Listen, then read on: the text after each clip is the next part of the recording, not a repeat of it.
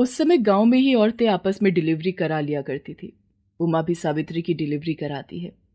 सावित्री के दो जुड़वा लड़कियां पैदा होती हैं। तभी उमा का मन बदल जाता है और वो, हे भगवान, सावित्री को दो दो बेटियां हुई हैं और मेरी तो कोई संतान भी नहीं है। अगर उसकी एक बेटी मैं रख लूं तो। नहीं नहीं, सावित्री कभी नहीं मानेगी। पर उसके हालात भी ऐसे नहीं है कि वो दो दो लड़कियों को पाल सके। क्यों ना मैं उससे बात करूं। अभी वो बेहोश है, उसे पता भी नहीं है। अगर मैं उसकी एक बेटी को अपने पास रख लूं तो। उसके मन में बहुत सारे विचार उथल पुथल हो रहे थे। आखिर में उसकी ममता कमजोर पड़ जाती है और वो सावित्री की एक बेटी को टोकरी में रखकर घर के कोने में रख देती है। उधर जब सावित्री को होश आता है, तेरे घर लक्ष्मी आई है सावित्री, देख कितनी प्यारी है।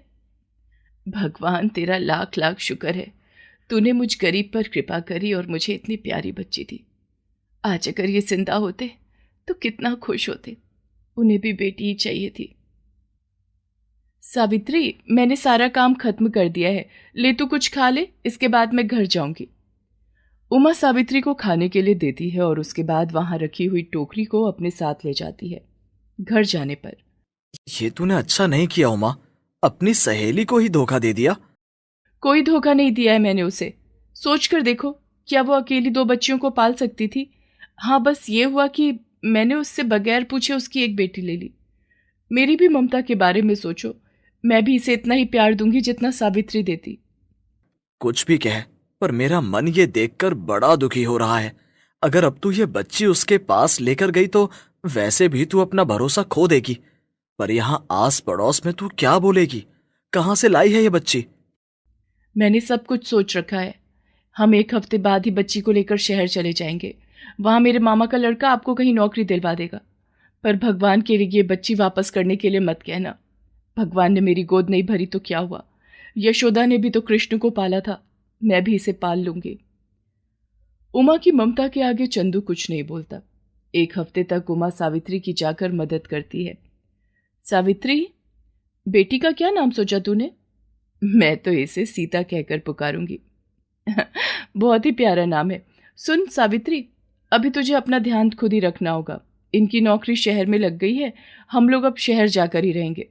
देखना, ना मुझे पढ़ना लिखना आता है ना तुझे। अगर मैं खत भेजूंगी भी तो तू पढ़ नहीं पाएगी, और मैं भी रोज रोज किससे खत लिखवाऊंगी। अब जब भगवान चाहेगा तो हम दोनों सखियां मिल लेंगी। उमा अपने पति चंदू के साथ बच्ची को लेकर चली जाती है, जिसका नाम उसने गीता रखा था। इधर गरीब सावित्री अपनी बेटी को जैसे तैसे पालने लगती है। सावित्री कभी किसी के गेहूं साफ करवा देती तो वो कुछ गेहूं दे देती। कोई अपने घर में किसी शादी ब्याह पर उसे बर्तन मांजने या खाना बनवाने के लिए बुला लेता तो वहां काम करने लगती। बेचारी बहुत गरीबी के दिन देख रही थी। तभी एक दिन गांव की सेठानी उसे बुलवा भेजती है और वो अपनी छोटी सी बच्ची को लेकर वहां जाती है। बेटी का रिश्ता तय हो गया है। मुझे अपने घर में एक काम वाली की जरूरत है, तो मुझे सावित्री तेरा ख्याल आया। बता, क्या तू मेरे यहाँ काम करेगी? कैसी बातें कर रहे हो मालकिन, आप काम बताओ और मैं ना करूं। पर तेरे पास तो इतनी छोटी सी बच्ची है, तू कैसे काम कर पाएगी रे सावित्री? मेरे अलावा और कौन कर पाएगा मालकिन? जिसको पैसे की और खाने पीने की जरूरत होती है, उसे ही पता होता है कि काम उसके लिए क्या है। चल तो फिर ठीक है, तू कल से काम पर आ जा। दोनों टाइम का खाना दूंगी और 10 रुपया महीना। सावित्री खुशी खुशी अपनी बेटी सीता को लेकर घर आ जाती है। उधर उमा, शहर में उसके पति की अच्छी खासी नौकरी लग जाती है। गांव का घर बेचकर वो शहर में एक अच्छा सा घर खरीद लेती है। गीता को वो बहुत प्यार करती है। उसके लिए उसने ढेर सारे खिलौने खरीदे, अच्छे अच्छे कपड़े भी पहनाती। इसे कहते हैं किस्मत। एक ही माँ के घर में पैदा होने के बाद भी दोनों बच्चियां अलग अलग जगह पर पल बढ़ रही थी।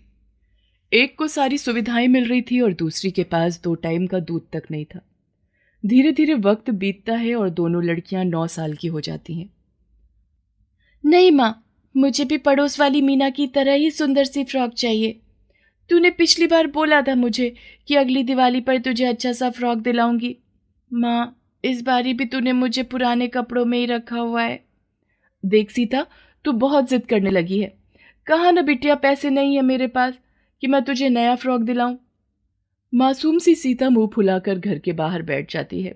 आस पड़ोस के बच्चे नए नए कपड़े पहनकर बाहर खेल रहे होते हैं। उधर शहर में गीता। मुझे तो माँ ये सारी फ्रॉक पसंद है, आप सारी क्यों नहीं ले लेती? अरे मेरी प्यारी बिटिया, तेरे को जो जो फ्रॉक पसंद आ रहा है तू वो रख ले, फिक्र क्यों करती है? मैं तुझे बाद में और नई नई फ्रॉक दिलाऊंगी। और ये सुनकर गीता बड़ी ही खुश होती है और अपनी पसंद के 4-5 फ्रॉक ले लेती है। गांव में अपने घर के बाहर बैठी उदास सीता, क्या होली क्या दिवाली, उसके लिए तो सब दिन एक जैसे ही थे। सावित्री बड़ी कोशिश करती, लेकिन मालकिन के दिए हुए कपड़े ही वो सीता को पहना पाती है। एक दिन गांव की सेठानी का देहांत हो जाता है।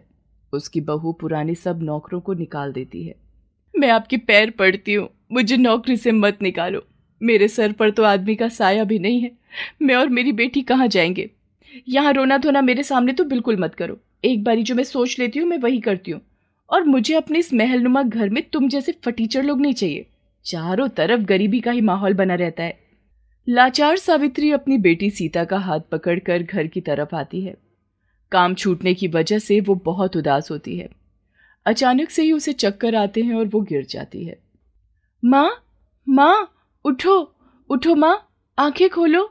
माँ तू आखिर क्यों नहीं बोल रही? तू मर गई क्या? मासूम सी सीता अपनी माँ के गालों को हिला हिला कर अपनी माँ को उठा रही थी।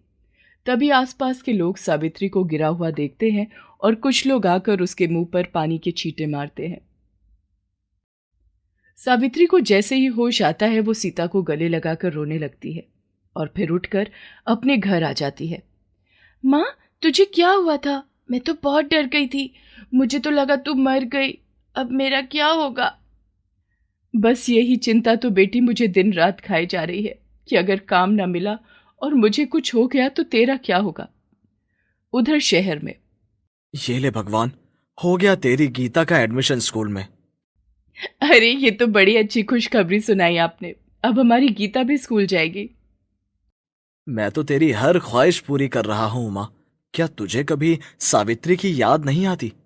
पता नहीं बेचारी कैसी होगी, अपनी बच्ची को कैसे पाल रही होगी। ये सब बातें आप गीता के सामने मत करना। क्यों दुख नहीं होता? मुझे भी कभी कभी सावित्री का बड़ा ख्याल आता है, पर मैं तो अपनी ममता के आगे मजबूर हो जाती हूँ। कभी कभी तो मेरा भी दिल करता है कि मैं जाकर उसे बता दूं कि उसकी बेटी मेरे पास है, पर डर जाती हूँ। पता नहीं वो मुझे क्या क्या सुनाएगी। मेरे दोस्त के यहाँ उसकी बहन की शादी है, जानती है ना तू, वो मोहन। 3 दिन के लिए गांव जा रहा हूं। तू कहे तो सावित्री से भी मिलाऊं, कुछ थोड़े बहुत पैसे भी दे आऊंगा बेचारी को, और उसकी बिटिया के लिए भी कुछ ले जाऊंगा। अगर ऐसी बात है तो कोई नहीं, मैं शाम को ही जाकर उसकी बेटी सीता के लिए 2 फ्रॉक ले आती हूँ। कह देना उसकी मौसी ने भिजवाए हैं। चंदू अपने गांव आता है। उसके दोस्त मोहन की बहन की शादी हो रही थी। तभी उसकी नज़र सावित्री पर पड़ती है, जो वहां शादी में खाए हुए झूठे बर्तनों को एक कोने में बैठी धो रही थी और साथ में ही सीता अपनी माँ की मदद करवा रही थी। चंदू का दिल ये देखकर तार तार हो जाता है। अरे सावित्री बहन, ये तुम क्या कर रही हो? अभी यहां से उठो और चलो मेरे साथ। अरे चंदू भैया, आप कैसे हो? क्या उमा भी साथ आई है? सावित्री बहन, पहले तो तू यहां से खड़ी हो। और ये सीता है ना, कितनी बड़ी हो गई है। चंदू सीता को देखकर हैरान हो जाता है, क्योंकि वो बिल्कुल गीता की तरह दिखाई दे रही थी। सावित्री हाथ धोकर चंदू को घर ले जाती है और शरबत बनाकर देती है। उमा को भी ले आते, एक ही तो सहेली है मेरी। जब से गई है पूरे 9 साल हो गए हैं। मैंने तो उसे बहुत याद किया। क्या वो भी मुझे याद करती है? वो तो तुझे हर पल याद करती है सावित्री बहन, और करेगी भी क्यों ना, तेरे कर्ज के नीचे जो दबी बैठी है। कौन सा कर्ज चंदू भैया? अरे कर्ज तो मेरे ऊपर है उमा का। जब सीता पैदा हुई तो उसने मुझे 15 रुपए दिए थे। अब मैं तुझे क्या बताऊं सावित्री बहन, तू मुझे ये बता कि तेरा खर्चा पानी कैसे चलता है। सीता बिटिया का ख्याल तू कैसे रखती है? बस भैया क्या बताऊं। पहले सेठानी के यहाँ काम करती थी, उनके गुजरने के बाद वापस किसी किसी के यहाँ काम करती हूँ। कोई बुला लेता है तो 1-2 टाइम का खाना मिल जाता है। और सीता का जो हाल तुम देख रहे हो, बेचारी बच्ची कुछ नहीं मांगती। सावित्री बहन, मैं तुझे इस हालत में नहीं देख सकता।